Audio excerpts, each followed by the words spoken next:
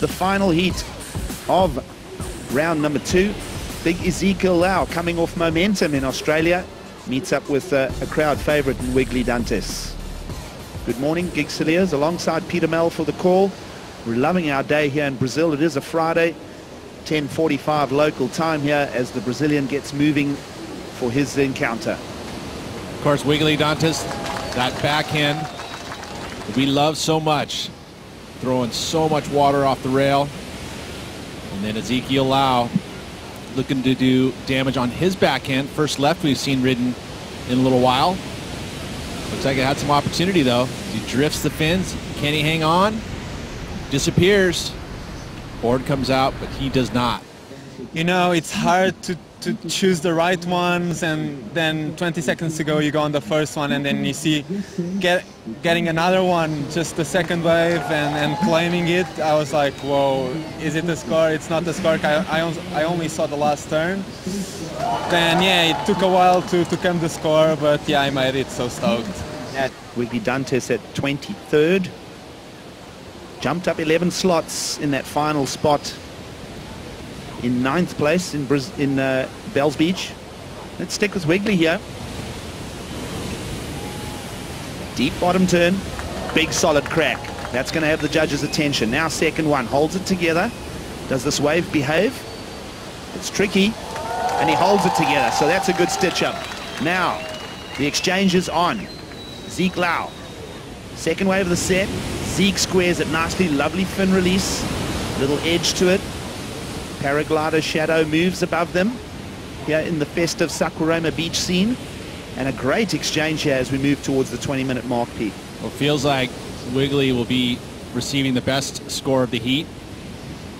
Just that big squared up bottom turn, top turn combination. Synchronized mount of the skis there as well. And then Zeke on wave number 2, attacking that first section, carrying a ton of speed into that channel as he zaps it again, and then so quick in transition. Ezekiel Lau, that's going to be his best wave by a long shot. So he's now going to rival the scores of Wiggolly Dantas, but I feel like this wave here, just by the amount of speed and then this vertical approach on that first section, tagging it straight to the bottom into the top combo again, and then the finish move. Critical section, and pulls it off, a little finger snap to say, yep, I like it. Yeah, it's good to see Lucas Janka, a young guy who put in a full year all over chasing big waves, and it paid off for him, so now qualified for the Big Wave Tour. As you watch the replay here, Wiggolly Dantas on the backhand, as he connects again, drifts, the backwash gets him a little wobbly. He wasn't able to get through the maneuver before that backwash hit, and then again took him out. Yeah, there's always that discussion, but it does massively reflect on the seedings, Pete. Let's have a look at what happened during the break. So again, making the choice here on a little smaller wave, but he sees down the line that there might be some opportunity, carrying a ton of speed in this section here, and he goes for the air, spins it and pulls it off. Oh, nice. Gosh, his feet were almost off his board, and I don't even think he got the grab. I mean, he did kind of touch the rail. I don't know if he actually got it. Take a look at the slow-mo though, but that's exactly what he had to do there, because that wave was smaller, didn't have a ton of opportunity, so he goes to the air and is able to find a score. But I was just proud to see those women really go for it. Let's take a look at this air here. Again, not a whole lot going on that outside section, but here he sees the opportunity, looks for it to save the score. Again, looks like he almost had the grab. Love to see it in slow-mo. Kind of just his heel holding in there. Let's watch Zeke Lau live action now. Popping little section, just a little rinse. So not a deep tube by any means. Would have felt great though. Warm water. But you look at what Zeke was able to do by getting that 6.17. Let's have a look. It's helpful. Let's see if Wiggolly can replace the score here. A little in and out. That's probably a reposition, AP. Just trying to move himself towards the left of the screen, because there's an incredible current sweeping towards the right of screen. You get to see it, how quickly it moves. Let's take a look at the last wave of Zeke Lau here. This was the type of surfing that he was able to get himself into that semifinals. Some big heat winds there to get into that final series of the Rip Curl Pro Bells Beach. Andy Irons, our late Andy Irons, of course his brother Bruce, So much talent out of that region. And Ezekiel Lau will be making everyone proud with a big hack like that. Nice release as well in the apex of the turn. Now, new section, flares it out. That's critical. That's going to get a number right there. So again, kind of just staying busy, not having that priority position. So he kind of has to make it happen on some smaller inside waves. And certainly trying. As you see again, in that current, he's able to pick this wave up. Big round arc to start. And then here, it goes into this section. Look at it, it's steep. And he attacked the lip to do that move. Again, this is going to be a great angle as this one. You can see how steep the section is. He gets to it late, too, and tags it. That's a John turn right there. It is very committed. World champion Tyler Wright contemplating her day here in Brazil. A 7.93 comes in for Ezekiel Lau, and the lead switches. So topsy-turvy here as we move towards the 5-minute remaining mark. 7.93, add the 7.33 achieved from earlier on his second ride of the heat. Ezekiel Lau now new heat leader with Wiggolly Dantas looking for quite a sober 6.76.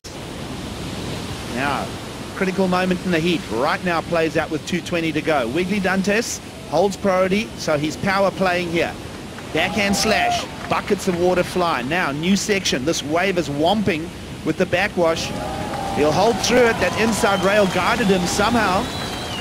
And he'll bring that to the table. Remember, he's trying to replace a 6.03 in his scoreline, and he's chasing a 6.76. This leaves the Hawaiian out the back. Crazy. And, you know, I think that really, if you're going to dissect this wave, you may get back to that as it looks like live action is going to happen here. Well, Ezekiel Lau with the roll-in. This wave will suck out on the inside bank. Lots of water moving against the wave face will pocket it out. Now, the section for the big Hawaiian. Rasping. Getting a little caught, though. This wave is not really allowed to get him into maximum gear. And 90 seconds remaining. So, interesting little showdown here.